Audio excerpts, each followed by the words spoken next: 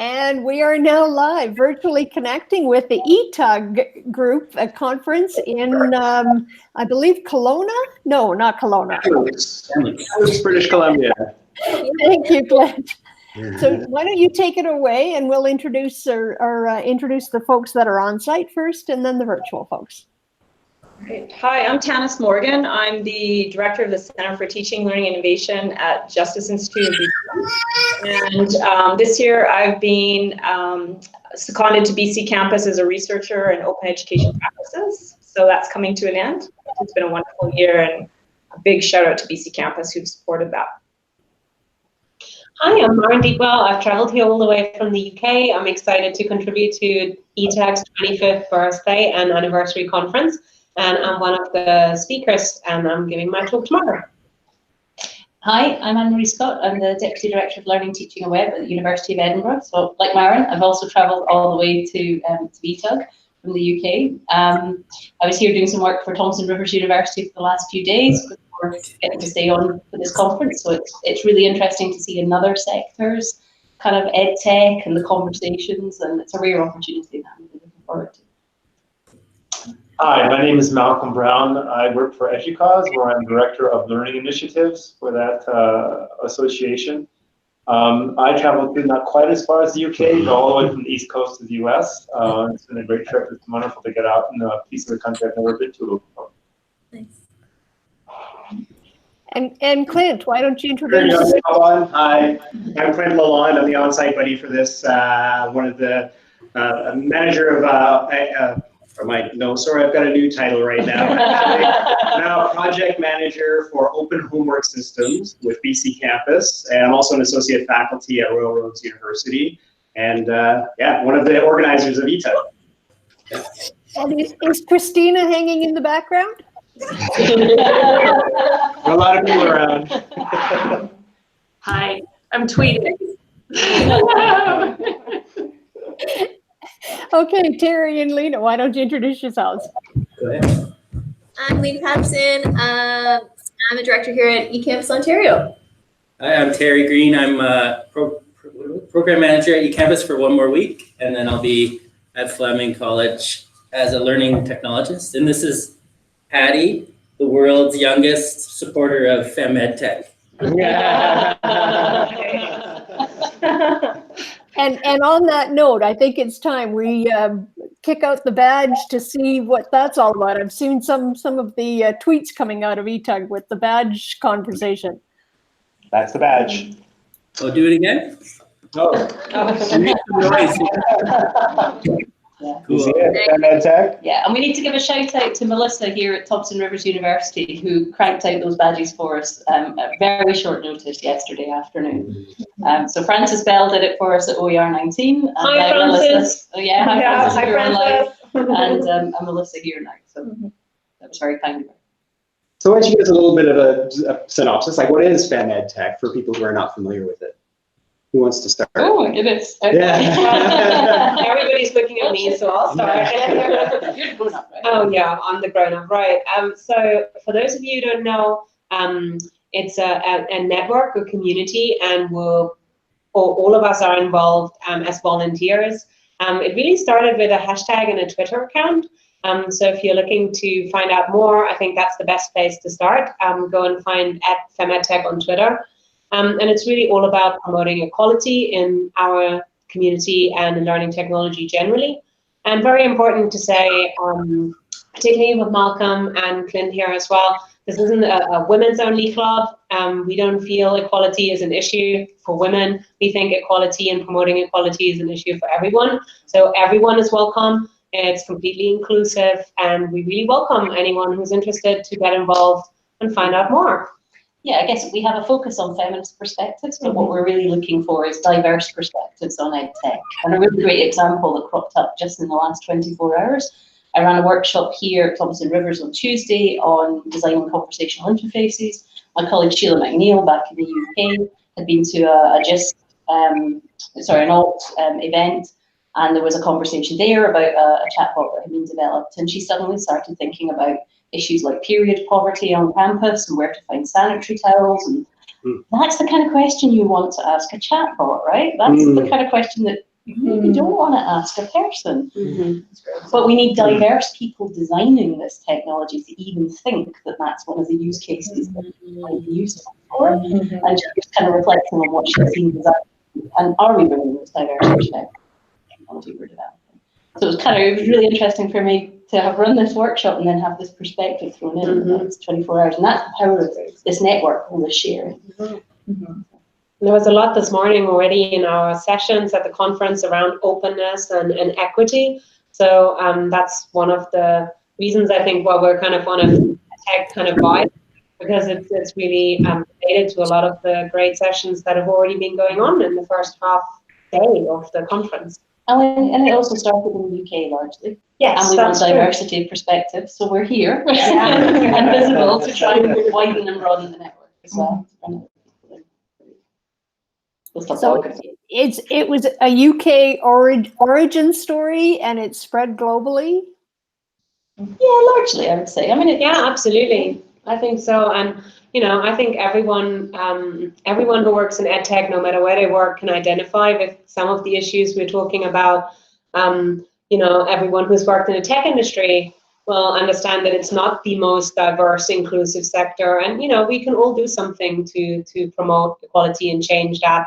Small steps and educate people about the challenges we do face. Gender equality, I think, is a small part of that. Obviously, we have bigger issues to face in general. So we're just trying as volunteers to do our bit and raise awareness, and maybe also give a voice to people who might not be at the most loud when they are on Twitter, and try and amplify those voices. So I think Frances Bell, who we've mentioned before, and Helen Beetham, and Lorna Campbell, and Sheila McNeil, many of the practitioners are very involved and very focused on amplifying voices. Would you say? Oh, absolutely. I mean, I'm a latecomer, and so someone who came into this just from observing. I mean, I have some observations about FemEdTech without really knowing what the intention was behind it. And for me, it's a really good place to think about. I mean, there's a lot of really good research.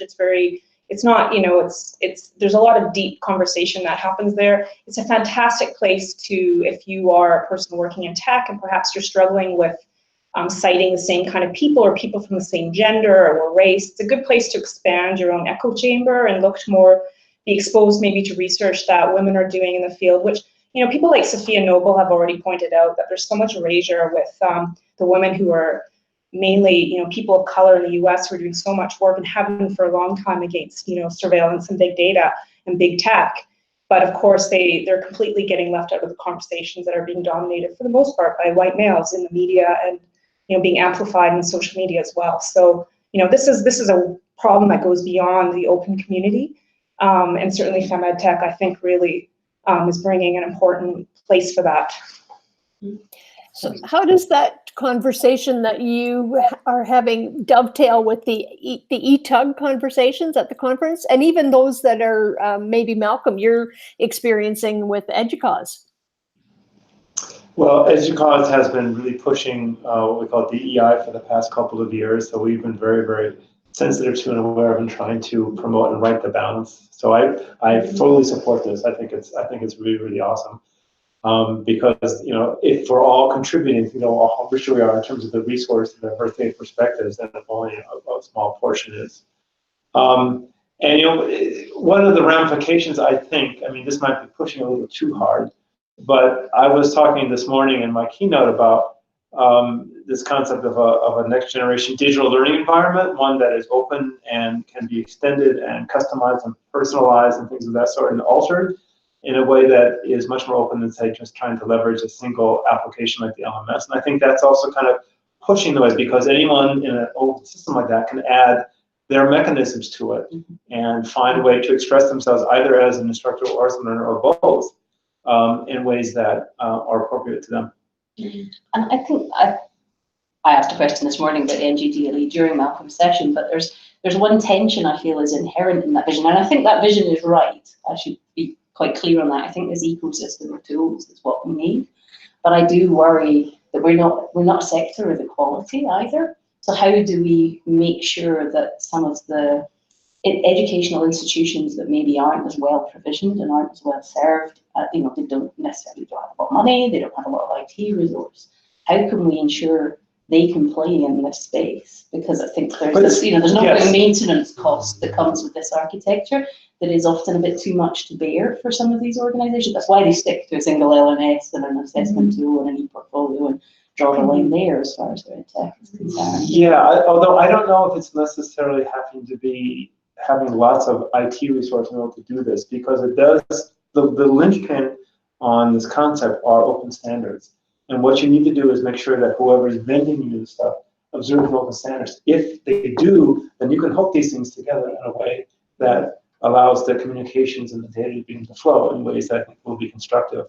So, and the whole idea of this system is to get away from making it very expensive to hook up these two things, and then when this thing changes, I have to reprogram that all over again. But that's not the expense. The integrations through something like LTI is actually, yeah, you're right, it's very simple if there's good use of open standards. The expense is managing two different vendors, and it's managing two different release cycles that are working at two different paces. And then when you extend that out across a range of tools, actually the person cost of managing multiple vendors and all these things changing at different points in time. I agree with that. I think technical Lego is the example I've used rather than just static Lego. I think it's many moving parts. I would agree with that. However, how diverse or how centralized or so homogeneous your environment is sort of an exercise that's up to the reader. That is, each institution needs to define for itself what is appropriate and what NGDLA makes no recommendations, has no prescriptions to write, but you should need to do it this way. You need to have a. So it just seems it wants to create a canvas, as I was using one metaphor, so that each institution can paint its own picture of its learning environment in a way that suits it best. And that's where I think the danger is, because those institutions that are not well funded and well provisioned will not be as able to draw that canvas as big, and so some of the potential will be lost in that vision. And so I think there's, anyway, I don't know that there's an easy answer to it. Is there consortiums and for co-ops and collaboratives to be able to do this? Shared services might be able to help kind of equalize and level the playing field between big institutions that tend to have a lot of resources and smaller institutions that don't. So that might be one of the things.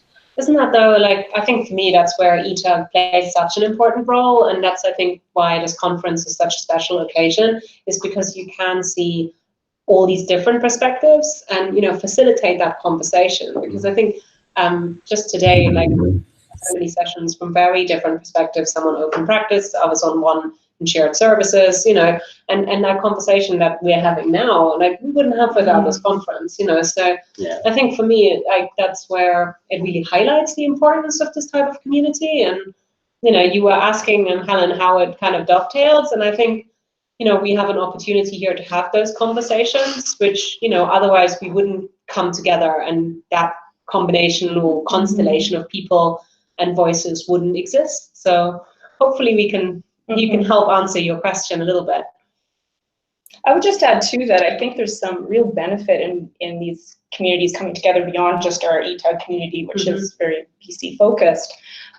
Because recently I was introduced to Open Apereo, and certainly there's other organizations as well that we really see that they complement each other really well, and we can kind of leverage our expertise and our experiences and really get much better at having diverse perspectives and alternative views. We presented, you were in our session where we presented really our alternative view of what an NGDLE is, and that actually emerged out of a context which is very much a sector that for the majority is small, low-resourced institutions that were facing a common reality across, let's say, 22 out of the 25 post-secondary institutions in our province, which are all publicly funded.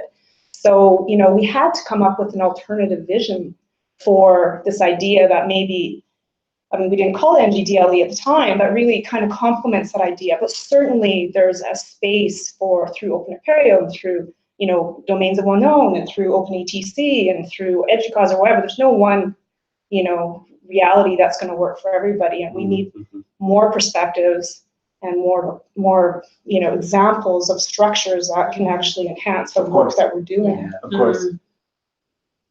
Lots of who was talking about lots of skunkworks projects being the road to sustainability in the future, because you have all of these little projects that are kind of going along and everybody is doing things. That's the diversity that you're talking about, is being able to have 5 or 6 different projects going in this direction and have half a dozen projects going in this direction. But I worry about that word skunkworks, because I think it minimizes the intentionality and actually the deep thinking that's going behind some of these things too. Because I worry that people sort of see that as a fringy thing, when actually it's it's an attempt to actually shift in a direction that's perhaps more sustainable or more equitable, or whatever it might be, more social justice. Doesn't that come back to the welcome we had this morning, where we talked a lot about language? And how what we say and how we talk about it shapes a lot how that comes across. And I think really resonated with me. We had sort of opening remarks from Elder Mike, and it was really moving how he connected the place where we were with what we were talking about through the power of education and connecting people. And given that it's my first visit to Canada, it was the first time that I had experienced this kind of traditional welcome, and I thought the broader context it's that really connected with being a human being sitting in this landscape, being in a certain space, and making us feel. I think all of us were kind of thinking, there was a really big perspective about how we can make change. So I think your point about the language really, like he made a similar point about how we describe our activities, and that really resonates with me.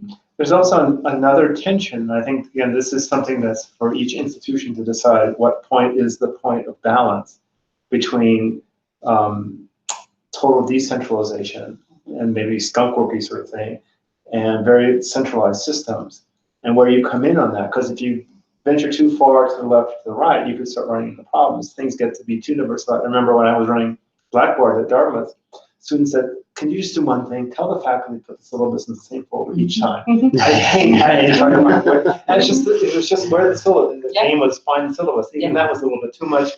There was too much irregularity there. So they wanted a little more regularity so that they could actually go on to do more fun things rather than trying to play the game of find the syllabus. So that's just a kind of a trivial illustration of saying that there is this thing. It's just how open and how, should anyone be able to plug anything into the system they want without any further ado, or should they have to go through an approval process? That's all things that need to be articulated inside of our policies at the local institution. That was one question as you were talking. I was wondering about the student voice in all of this. I'm glad you brought that up, because I think it is that fine balance. But what about student voices in the femtech spaces? That do you see that starting to happen? Just looking at Hattie as being one of our there's a future femtech there. and how frequently we should be listening to those voices. Yeah, I think that I don't think we've intentionally sought that out, and I think it's good that you've called that.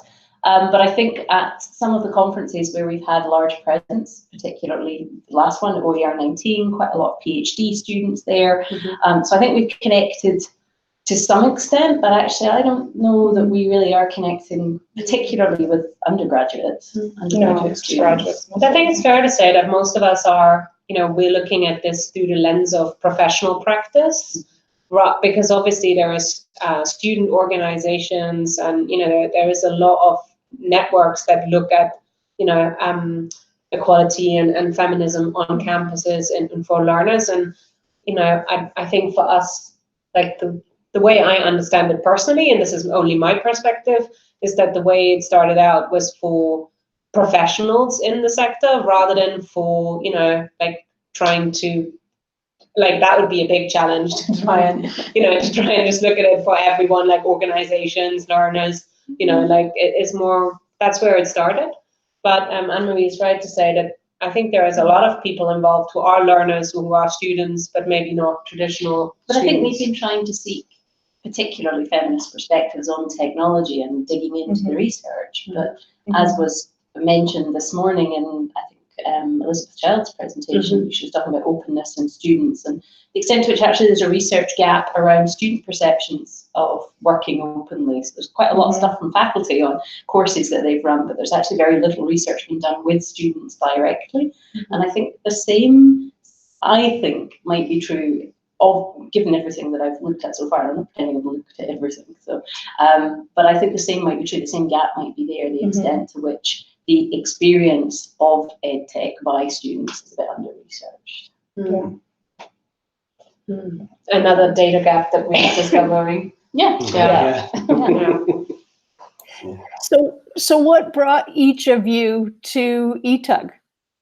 What? Where's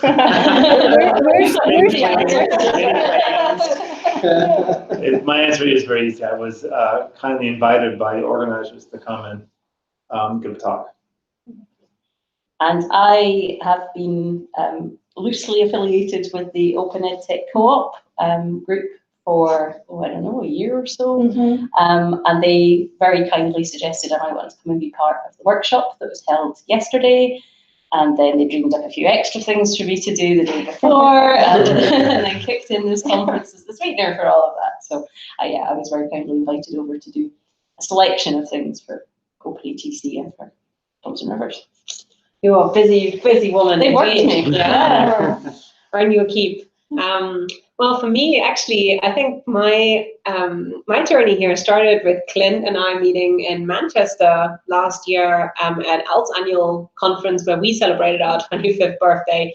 And yeah, somehow along the line, Clint thought it would be good to, like Malcolm, put forward an idea to invite me to speak. And now I'm feeling really privileged.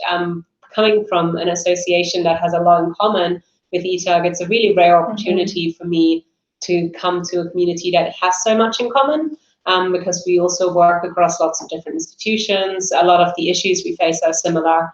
And while ALT is a different body for the UK nationally, we do have so much in common. So I feel it's a really interesting opportunity, but also, as I was saying before, a really great opportunity to meet with lots of people who I only know via Twitter. So it's kind of like my social media Canadian world come to life in person.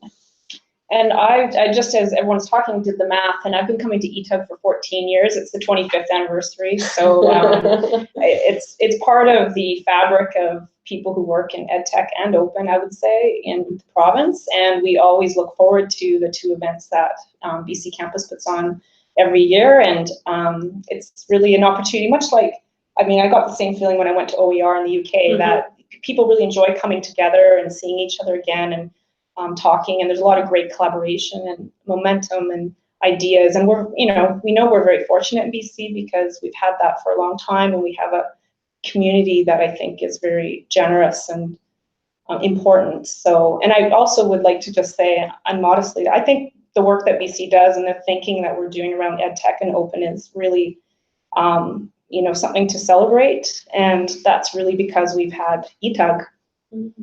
Yeah, if you haven't done so yet, go and check out Open ETC on Twitter and learn more about the work that you're all doing, which is awesome. And the schedule, the ETUG schedule, there's so many great sessions. Yeah.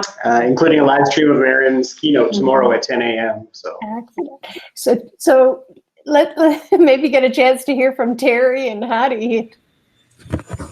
And Brandon, we have a new guest. Oh, hi. Yeah, my name is Brandon Carson. I'm currently a program manager for the Open at Scale Business OER project here in Ontario. I'm excited for, we're going to have a couple of people from BC. We're going to be having a project similar to the Open at Scale, and I'm excited to collaborate with them. Oh, hi, Brandon. Hi, Brandon. I wanted to see your face. Yeah, I've connected with you on Twitter many, many times, so it's great to see you and meet you in person. Yeah. Or this way. It's like the V Connecting group. Patty gave a clap for ETUG there. Yeah. Can you give us some spoilers for tomorrow's talk, Maren? Well, sure. I think we've already recorded a video about 6 months ago with Clint actually about what the keynote's going to be. So I'm going to talk a bit about my personal journey and understanding of learning technology. Definitely also going to be talking a bit about equality, but the main piece of my talk tomorrow is going to be focused on staff development and kind of unpacking what kind of skills you need to survive and thrive in communities like this. hopefully I'm going to be able to share with everyone something completely new that no one else in the world has seen yet. So there's a bit of a sneak preview happening as well. Sounds more exciting, I think, than it's going to be. I'm very excited about it. So Do I know what this is? No, you haven't seen it. Oh, it's really a secret. Okay. It's not what I thought it might be. So what time is the live stream? Sorry? For your presentation, what time is the live stream for your presentation? It's at 10 a.m. 10 a.m. local time, yeah. Yeah, thank you. Yeah, and I wanted to give a big thank. I think Malcolm and I have had so much looking after from Clint and colleagues. Absolutely. Like, we felt welcome months before Absolutely. we even came here. And, you know, all the organizing committee, everyone involved, Tannis as well, and all the colleagues made us feel so welcome in the Absolutely. run-up with the blog posts and the emails. And, you know, we've arrived here really well prepared and well looked after. And I think, I'm sure you feel the same way, but I always think you can really tell when people really care about their conferences, and it's, you know, got so much heart. So while I might meet a lot of people for the first time, or like Malcolm, I've never been to Kamloops before, you can really connect with it immediately. You know, you walk through the door and you feel welcome. And I really want to say thank you to you guys. Yes, I would echo that entirely. Thank you very much. Thanks. Yeah, it's great having you here. Really happy you both could make it. Yeah, all of you could make it. Was there anything that happened today that was a surprise? Oh my. Wow. Well, it's kind of always a surprise when you've been talking about people you only know through Twitter. So this disembodied voice, or characters on the screen. It was great since I had a chance to sit with Tony Bates for the past 45 minutes and have some conversation with him during lunch break, and that was really great. Yeah. I'll tell you something that really surprised me, and I don't know if Brian Lamb has posted a video on Twitter, but maybe at lunch we were all sitting in an open space in the middle of the venue, and one of the colleagues from TRU has a song and dance routine about active learning, and it has a banjo and a soundtrack and moves that quite a few people in the room knew. So there was like a whole dance routine. Did you capture it? And Did you think Brian Sounds like a flash mob. An active learning flash mob. That's what happened at lunchtime. I see it. So that would surprise me. That was surprising. That was surprising. There's a tweet from Brian, but saying it was his name, John Churchley. Yeah. Awesome. You should check out his, if you go back through Brian's tweets, there's something, goodness knows how long this will take me, but there was a tweet with a link to a whole bunch of his songs that were recorded and up online. There's some really good stuff there. Yeah. Really good stuff there. He's performing in the Gasta session tomorrow, so he'll be doing a couple of songs too. Okay. So I have a funny feeling there's a really good one about Turnitin or something. Right? Yeah. Academic integrity. Yeah. It's just dance. A really good song about that's a Gasta. I love it. Clint, are the Gasta sessions live streamed as well? Yeah, those are going to be live streamed at 1:00. Yeah, 1:00 Pacific. So much goodness out of ETUG. Are they being recorded as well? Are they going to go up online later? Yeah. I think Yeah, they always do. Yeah. That's good. I got to check into that because I actually was not explicit about I was just thinking of some of my colleagues back home. Yeah, 1 p.m. Pacific time. I was actually looking for a video of Malcolm, so we could, I tweeted the link when it was live earlier. So some of our colleagues in the UK who work a lot with EduCause, they're really interested in your talk. So they stayed up and we were tweeting the link out. So, but yeah, if there's a link to any videos in due course, then we'll share them out after. Yeah. Well, I just want to extend my thanks for taking time out of the conference event to chat. I really appreciate the fact that you did so.